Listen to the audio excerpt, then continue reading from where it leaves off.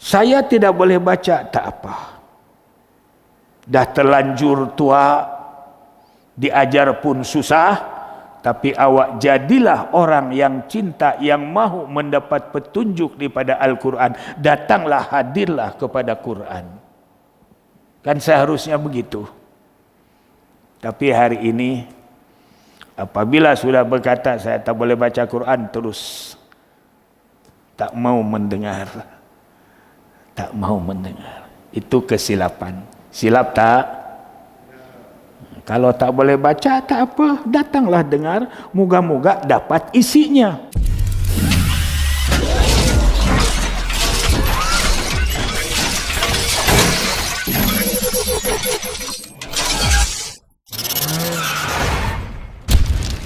Bismillahirrahmanirrahim. Assalamualaikum warahmatullahi wabarakatuh. Alhamdulillahi rabbil alamin. Wabihi nasta'inu ala umuri dunya waddin. Assalatu wassalamu ala ashrafil mursalin Sayyidina wa maulana Muhammadin sallallahu alaihi wasallam wa ala alihi wa ashabihi ajma'in, amma ba'du. Muslimin muslimat yang dirahmati Allah, insyaallah pada malam ini kita teruskan dan sambung pengajian wahyu Allah, surah baru, surah Al-Hasyr. Sebagaimana biasa, sebelum diterjemah dan ditafsir, kita akan baca dahulu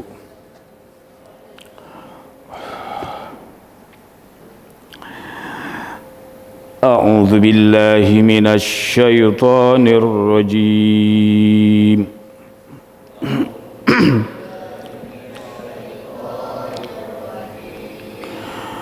Bismillahirrahmanirrahim.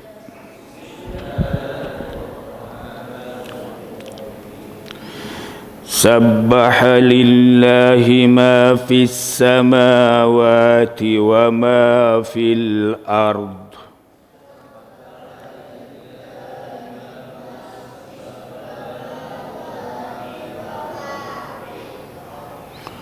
Wa huwal azizul hakim.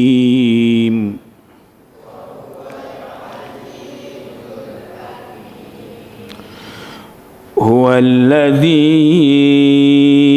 أخرج الذين كفروا من أهل الكتاب من ديارهم لأول الحشر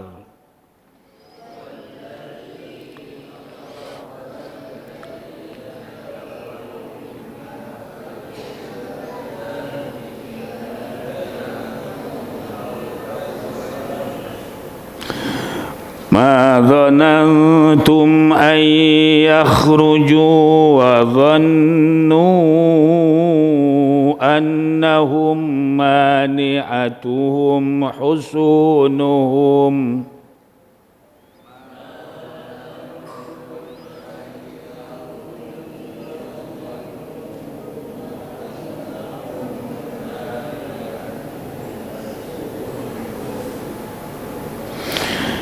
أنهم مانعتهم حصونهم من الله فأتاهم الله من حيث لم يحتسبوا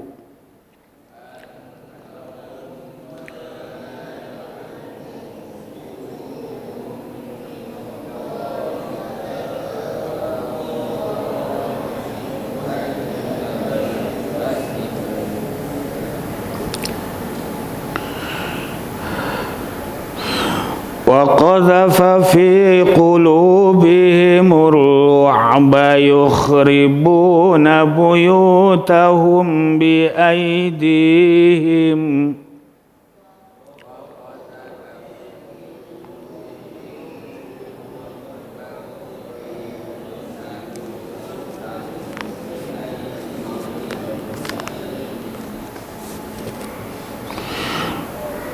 وأيدي المؤمنين فاعتبروا يا أولي الأبصار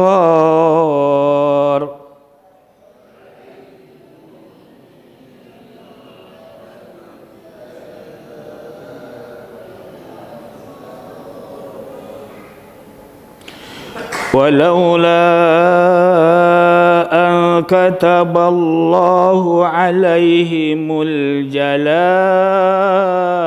لعذبهم في الدنيا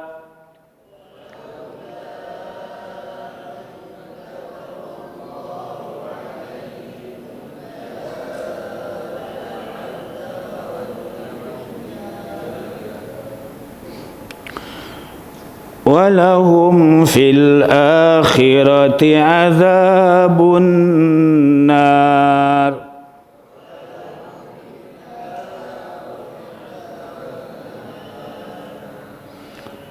ذلك بأنهم شاقوا الله ورسوله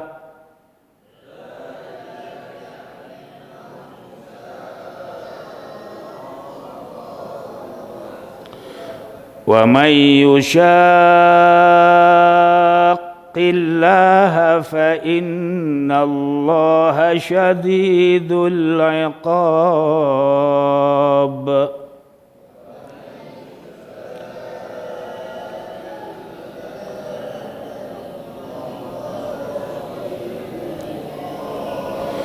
صدق الله العظيم.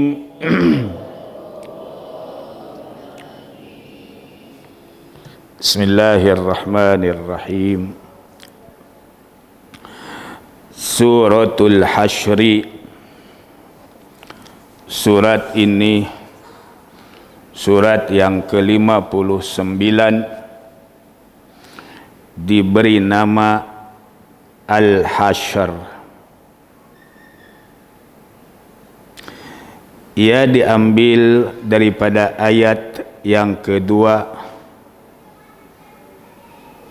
Huwallazi akhrajal ladzina kafaru min ahlil kitabi min diyarihim li awwalil hasyri. Situ. Makna al-hasyr pengusiran, yaitu pengusiran kaum Yahudi daripada Madinah ke Syam.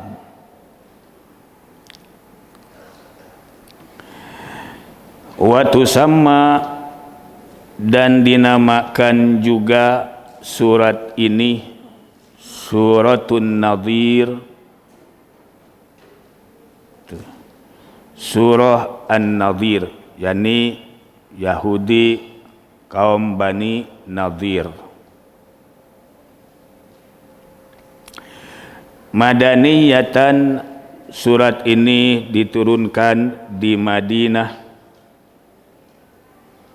Arba wa ishruna ayatan, ayatnya ada 24. Wasab'u mi'atin wa khamsa wa arba'una kalimatan, kalimatnya ada 700, sab'umi'ah 700, wa khamsa wa arba'un, dan 45 kalimat. Wa alfa wa tis'umi'atin wa thalathata asyara harfan, hurufnya ada 1913 huruf. Surat ini juga dimulakan dengan Bismillahirrahmanirrahim, dengan nama Allah yang Maha Pengasih lagi Maha Penyayang. Sabbaha, telah bertasbih. Sabbaha telah bertasbih. Kalimat fi'il madi, mudhari'nya yusabbihu.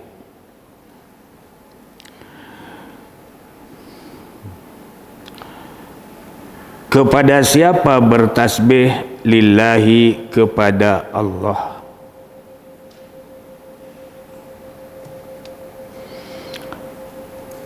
Macam mana bunyi tasbih kepada Allah?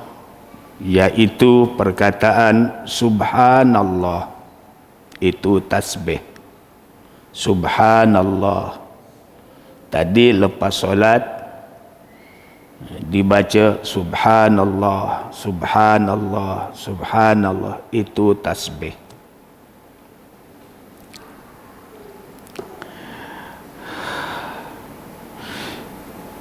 Siapa yang bertasbih yang mensucikan Allah. Arti subhanallah, maha suci Allah. Maha suci daripada apa? Amma yaquludz zalimun, daripada apa yang dikatakan oleh orang-orang yang zalim. Yahudi mengatakan Allah punya anak perempuan. Para malaikat itu anak Allah, kata orang Yahudi.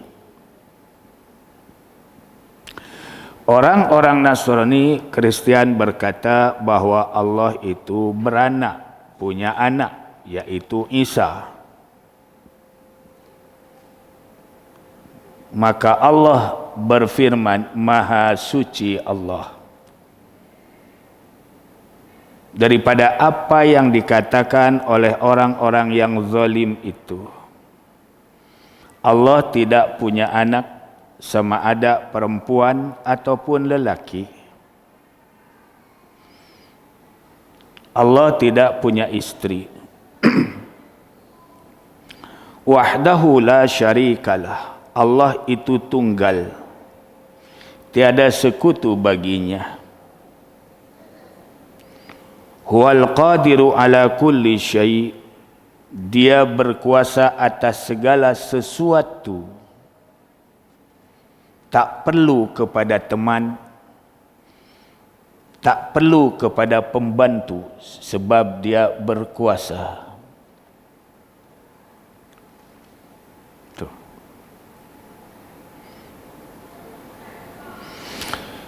Siapa yang bertasbih itu, ma fis samawati, apa-apa yang ada di semesta langit, yaitu para malaikat dan selainnya, termasuk arash yang azim, yang besar itu bertasbih kepada Allah. Wa ma fil ardi, dan juga pada bertasbih kepada Allah apa yang ada di bumi, termasuk kita.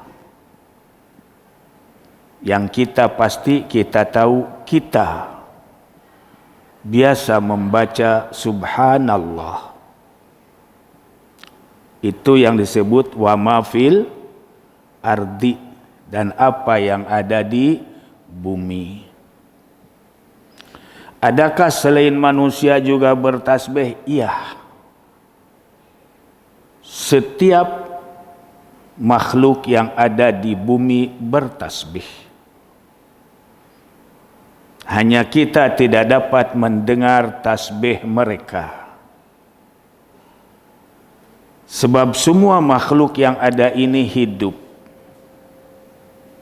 Pepohonan, tumbuh-tumbuhan hidup, binatang hidup, angin pun hidup, semua hidup.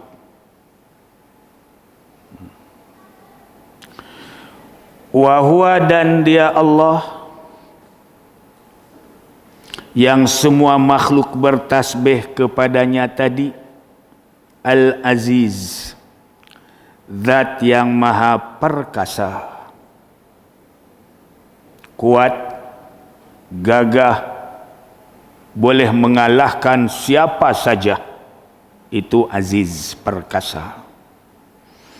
Dan tindakan Allah ketika dia menghendaki, waktu itu juga akan berlaku.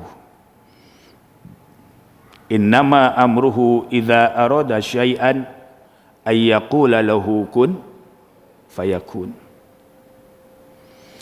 Sesungguhnya semua urusan Allah dengan keperkasaannya, dengan kegagahannya, dengan kekuatannya, ketika dia menghendaki sesuatu dan dia berkata jadi, pasti jadi. Tidak memerlukan waktu. Dan apabila dia tidak menghendaki, sekalipun makhluk ini berkehendak, Allah tak menghendaki, takkan jadi. Sebab semuanya atas ketetapan, ketentuan atau disebut takdir Allah. Wa ma tasyauna illa ayyasha Allahu rabbul alamin. Dia memberitahu, wa ma tasyauna, dan kalian tidak berkehendak atas sesuatu illa ayyasha Allah, melainkan jika berlaku apa yang dikehendaki itu, ia adalah atas kehendak Allah. Bukan kehebatan kita, bukan kekuatan kita, bukan kemampuan kita. Allah memberitahu, wa ma tasyauna illa ayyasha Allahu rabbul alamin.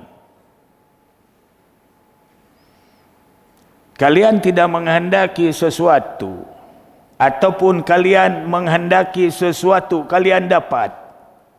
Kalian menghendaki sesuatu kalian tak dapat, melainkan dapat dan tak dapatnya itu atas kehendak Allah Rabbul Alamin, kerana dialah yang mengurus alam semesta ini. Ketika dia menghendaki jadi, jadi. Ketika dia kata tidak, tidak akan berlaku. Maksudnya, manusia jangan sok tahu, jangan sok pandai. Jangan berkata ini adalah hasil aku, ini adalah kekuatanku. Tidak boleh. Semua bersandar atas kehendak Allah. Okay. Al-Hakimu, Allah juga maha bijaksana untuk memutus sesuatu. Hakim. Apa-apa yang makhluk ini kehendaki atau tidak kehendaki, Allah itu melihat, menilai, dan Allah akan membuat sesuatu atas kebijaksanaannya. Jadi, kalaulah kita mohon sesuatu, ada hajat sesuatu, kita benar-benar berusaha, tak jadi juga, serahkan kepada kebijaksanaan Allah. Dia menghakimi kita. Kalau dia kata sesuai dengan kita, akan beri. Dia kata tak sesuai, kerana dia maha tahu, bagi orang yang beriman ini khususnya, Allah takkan beri. Tapi di samping pemberian itu, ataupun tidaknya, pasti ada hikmah di sisi Allah untuk kita. Banyak perkara yang kita inginkan tapi tak dapat. Jangan buruk sangka dengan Allah. Jangan menganggap Allah tidak tahu, Allah tidak prihatin, Allah tidak cakna kepada kehendak kita. Kalau ada di hati perasaan begitu, kita boleh murtad. Kita boleh murtad. Tidak meyakini akan sifat-sifat dan kekuasaan Allah. Hati-hati dalam iman.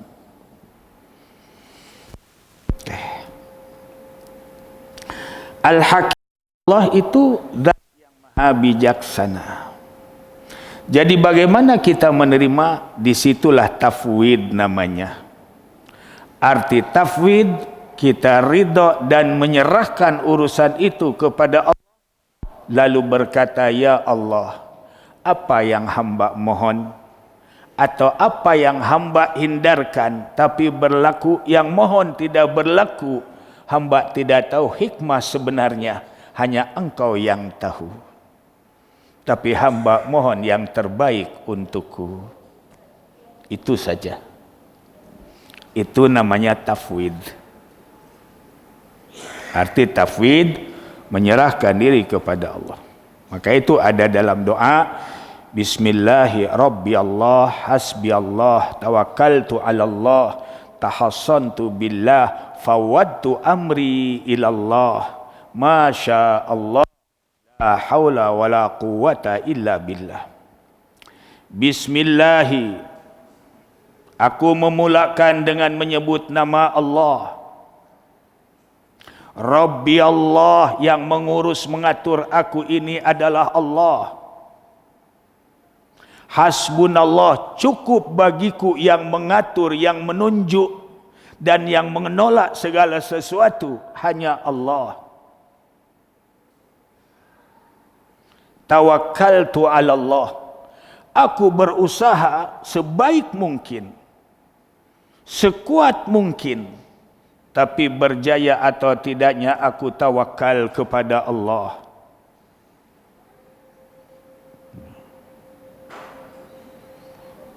Wa ufawwidtu amri ilallah, segala urusanku, baik dunia, baik akhirat, baik susah, baik senang, aku serahkan kepada kebijaksanaan Allah.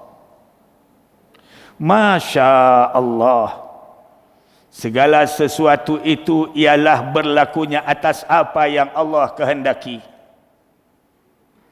La haula wa la quwwata illa billah. Aku tidak ada daya, aku tidak ada upaya. Buktinya, kalau aku ada daya, aku ada kekuatan, semua hajatku pasti tercapai. Kalau memang aku ada kuasa. Betul kan? Tuh. Maka itulah haula wala quwwata illa billah. Tidak ada daya, tidak ada kekuatan melainkan dengan pertolongan Allah. Maka sebutlah nama Allah, Ya Hayyu Ya Qayyum, birahmatika astaghits. Wahai zat Allah yang maha hidup, zat yang berdirinya dengan zatnya sendiri, birahmatika astaghits, dengan kasih sayangmu hamba mohon pertolongan. Aslih li sya'ni kullah, selesaikan urusanku semuanya wahai Allah.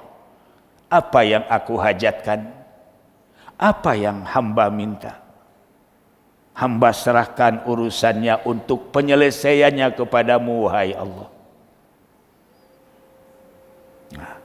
Aslih li sya'ni wala takilni ila nafsi tarfata ainin, dan jangan engkau serahkan urusan ini kepadaku, dan jangan engkau lalai daripadaku walaupun sekelip mata. Artinya minta sentiasa diperhati oleh Allah, dibimbing oleh Allah. Kan ada doa, Ya Hayyu Ya Qayyum birahmatika astaghits, aslih li sya'ni kullah wa la takilni ila nafsi tarfata ainin. Itu hadis baginda Nabi ketika baginda Nabi dalam keadaan kesusahan, kesempitan. Itulah asma Allah yang Nabi baca.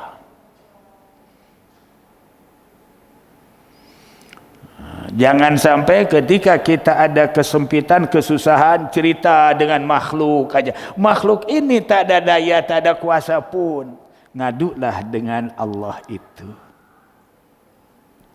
Faham ya? Al-Hakim.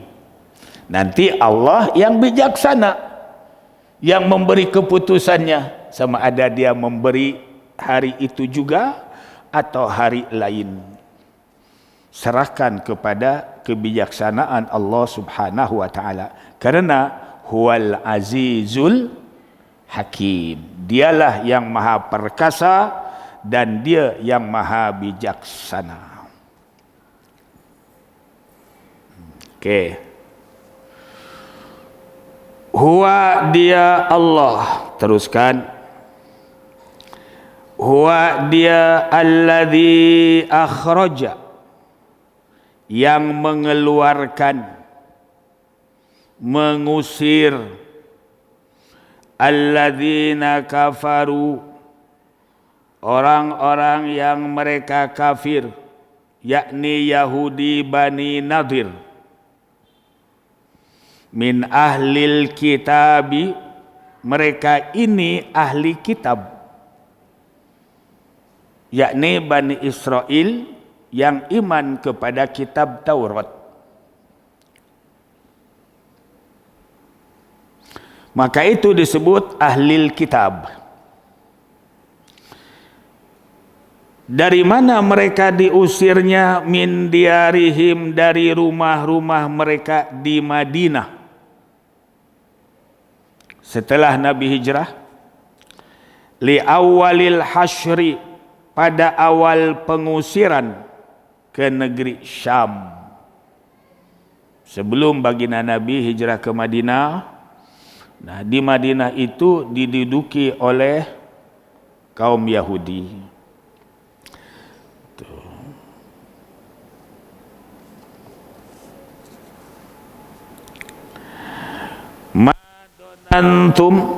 Madzonantum, tidak kalian, yakni kaum mukminin menyangka. Orang-orang mukmin, kata Allah, kalian tidak menyangka ayyakhruju, bahwa mereka akan keluar daripada Madinah, sebab mereka sudah dominan di Madinah. Wa dhannu, dan mereka yakin, annahum, sesungguhnya mereka, mani'atuhum, dapat mencegah mereka, husunuhum, benteng-benteng mereka. Kaum Yahudi buat benteng pertahanan, ya, untuk menghalang ketika berlaku pertengkaran, perselisihan dengan orang-orang mukmin di Madinah. Buat benteng. Mereka menyangka benteng itu boleh menghalang, benteng itu kuat.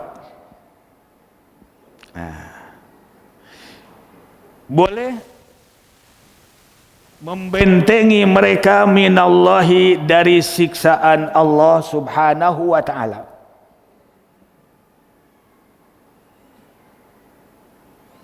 Ingat tuh, kalau siksaan Allah ataupun pertolongan Allah tak perlu benteng. Kalau Allah mau menolong tak perlu benteng. Dan kalau Allah mau memusnahkan, benteng pun tak berguna. Kan gitu. Kalau Allah mau memusnahkan, benteng tak berguna. Dan kalau Allah mau menyelamatkan, tak perlu pun kepada benteng. Tak perlu. Benteng tu dinding.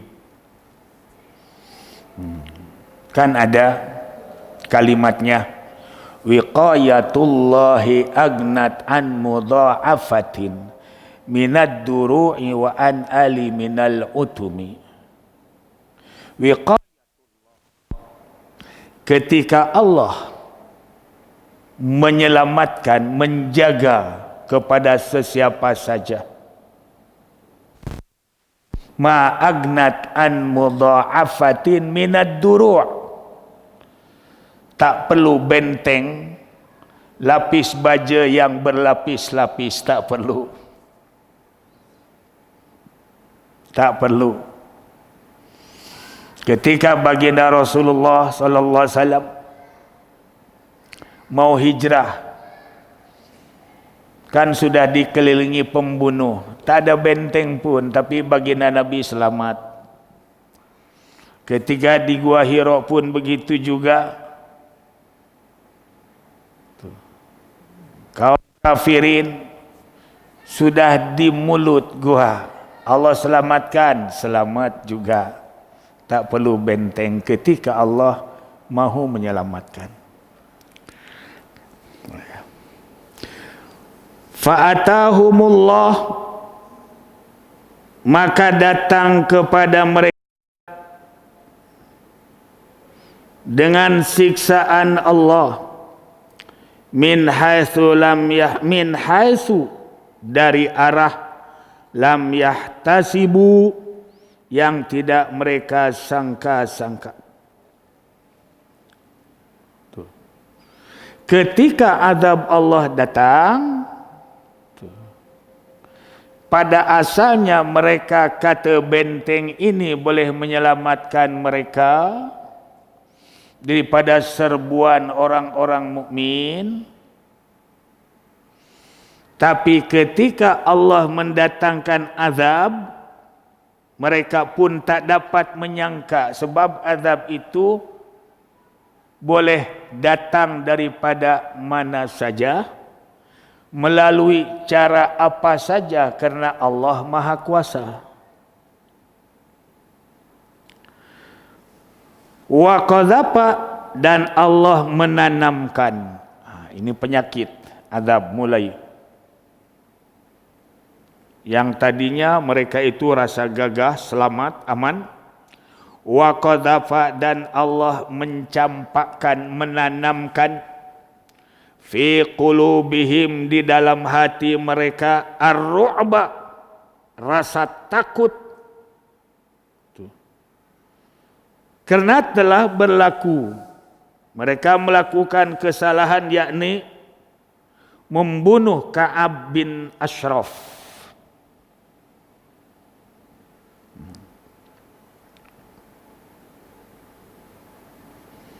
Akhirnya Allah campak di hati mereka rasa ketakutan yang amat sangat. Ini orang-orang Yahudi waktu itu. Jadi bukan dengan senjata yang lain-lain.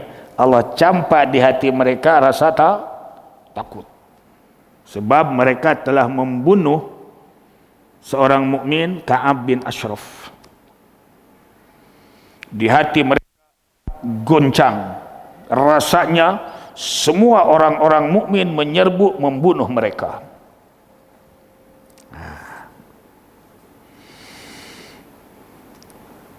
Yukhribuna buyutahum, selepas mereka ketakutan dan mereka pun takut tempat tinggal diambil alih oleh orang mukmin tempat itu, lalu mereka menghancurkan benteng-benteng itu dan menghancurkan rumah-rumah mereka. Takut, dan akhirnya takut rumahnya diduduki oleh orang mukmin, dihancurkan. Bi aidihim, dengan tangan mereka. Wa bi aidil mukminin, dan dengan tangan orang-orang mukmin. Orang mukmin pun sampai hancurkan juga rumah. Maka larilah, keluarlah orang-orang Yahudi daripada Madinah, pindah ke Syam.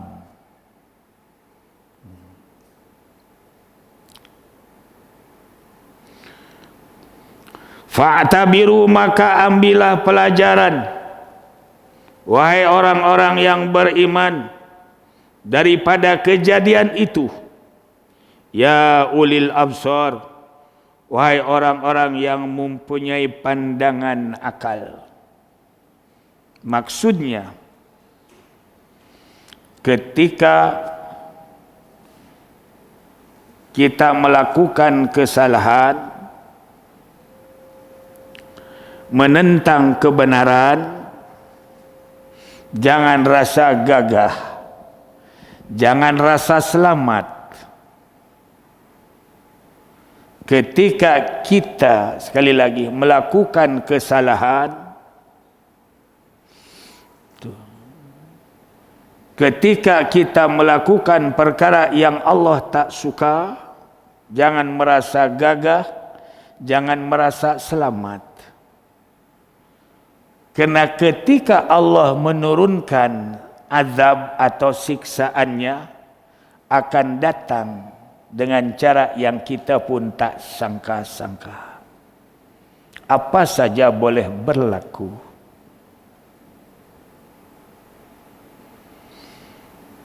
Tuh.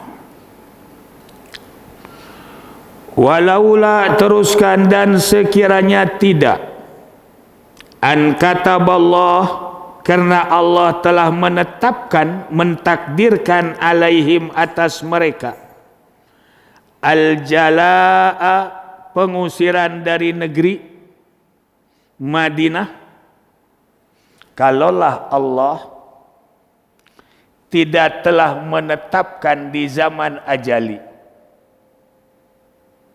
rupa-rupanya sudah ada di Lauhil Mahfuz, yang berlaku kepada orang Yahudi itu penyakit rasa takut yang amat sangat, lalu merusakkan rumah-rumahnya, kemudian mereka lari ke Syam. Itu sudah ada tulisan di dalam kitab di Lauhil Mahfuz.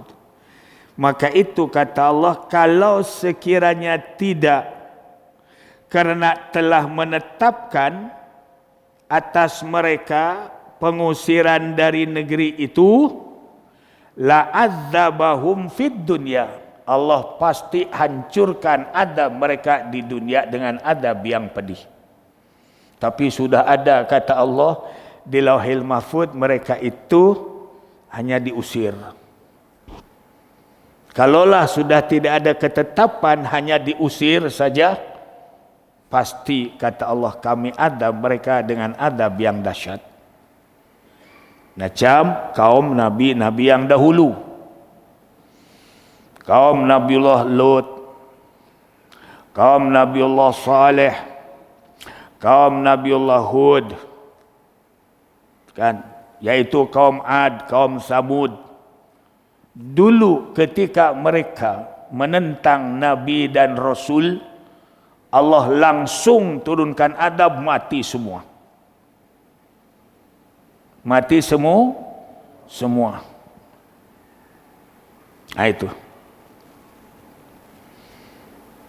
Kaum Nabiullah Lut musnah. Kaum Nabiullah Nuh pun musnah, habis, tenggelam. Kan itu. Fir'aun di zaman Nabi Musa terus diadab, mati semua. Nah, kalau tidak ada tulisan di kitab di Lauhil Mahfuz bahwa mereka ini hanya diusir, pasti kami adab mereka di dunia lagi, kata Allah, macam kaum yang dahulu, mati semua Yahudi itu. Tapi dikarenakan sudah ada tulisan, tak mati, dia pindah. Akhirnya beranak-ranak sampai hari ini menjadi kaum yang jahat. Itulah. Zalika, demikian itu, bi'annahum, karena sesungguhnya mereka, yakni Yahudi itu, syaqullaha, mereka menentang Allah,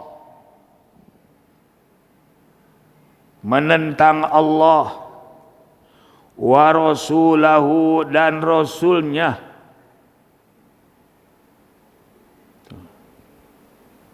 Tak mau iman, tak mau patuh kepada seruan Allah untuk iman kepada baginda Rasulullah sallallahu alaihi wasallam. Wa may yushaqillah, dan sesiapa yang menentang Allah, tak kira Yahudi ke bukan Yahudi, kata Allah, wa may yushaqillah, siapa saja. Ini bukan khas untuk Yahudi. Sesiapa saja yang menentang Allah,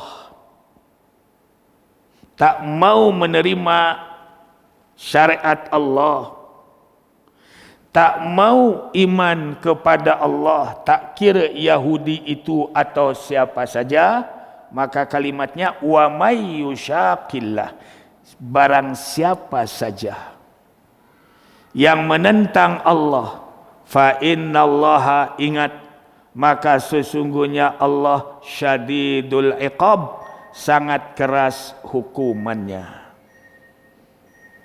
Jadi itu Yahudi. Kalau kami menentang Allah macam mana? Sama juga akan dihukum oleh Allah. Bukan Yahudi saja.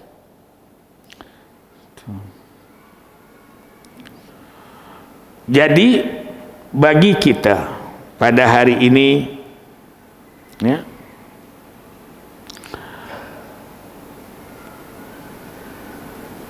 umat yang berada di akhir zaman,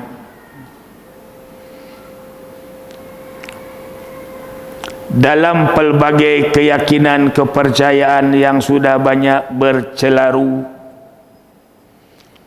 yang ngaku orang iman, orang Islam pun banyak juga yang tidak patuh kepada syariat Allah. Dicampur lagi dengan pemikiran-pemikiran yang sudah mendunia,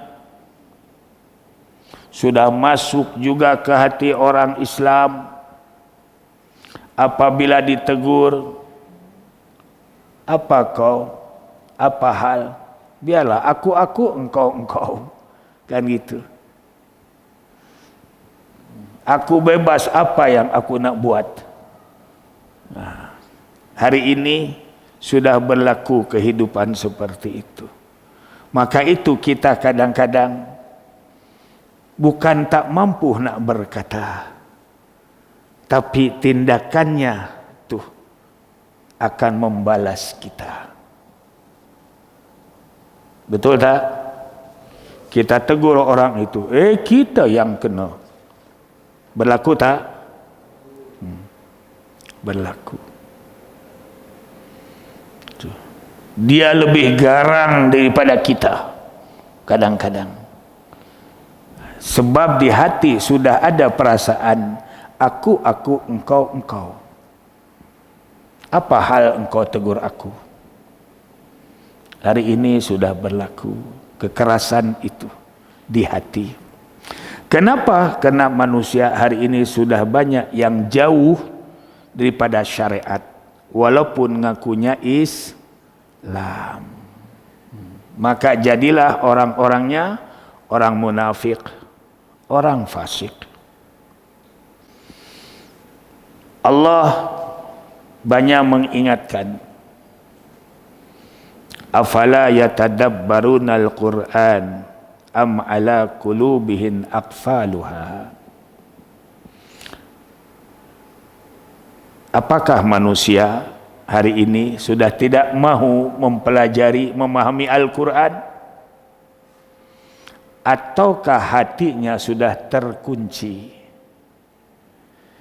Bukankah orang Islam sudah mengatakan rukun iman itu iman kepada kitab? Tapi kenapa mereka tidak mau mempelajari kitab yang mereka imani? Nah, itu kan, itu. Akhirnya ramai orang ngaku Islam, dahlah membaca pun tak boleh, mendengar pun tak mau, mengikuti, memahami ayat-ayat. Okey, awak tak boleh baca, tak apa. Tapi mungkin awak boleh dapat daripada kepahamannya, isi kandungannya Al-Quran. Dan itu. Tapi yang terbaik, awak boleh membaca, awak juga boleh memahami, dan boleh beramal dengan Al-Quran. Saya tidak boleh baca, tak apa. Dah terlanjur tua, diajar pun susah, tapi awak jadilah orang yang cinta, yang mahu mendapat petunjuk daripada Al-Quran. Datanglah, hadirlah kepada Quran. Kan seharusnya begitu. Tapi hari ini apabila sudah berkata saya tak boleh baca Quran, terus tak mau mendengar. Tak mau mendengar. Itu kesilapan. Silap tak? Kalau tak boleh baca, tak apa. Datanglah dengar. Moga-moga dapat isinya. Kan gitu? Saya tak boleh kopek kelapa, tak apa. Ada yang ngopek. Awak tinggal minum aja. Patutnya begitu kan? Gitu. Sekian. InsyaAllah kita jumpa lagi 2 minggu yang akan datang untuk mengakhiri majlis ini. Sama-samalah baca tasbih kifarah. Subhanakallahumma bihamdika asyhadu an la ilaha illa anta astaghfiruka wa atubu ilaik. Allahumma inna nas'aluka al-huda wat-tuqa wal-afafa wal-ghina. Wa sallallahu ala sayyidina Muhammadin wa ala alihi wa sahbihi ajma'in. Walhamdulillahi rabbil alamin. Akhirul kalam. Assalamualaikum warahmatullahi wabarakatuh.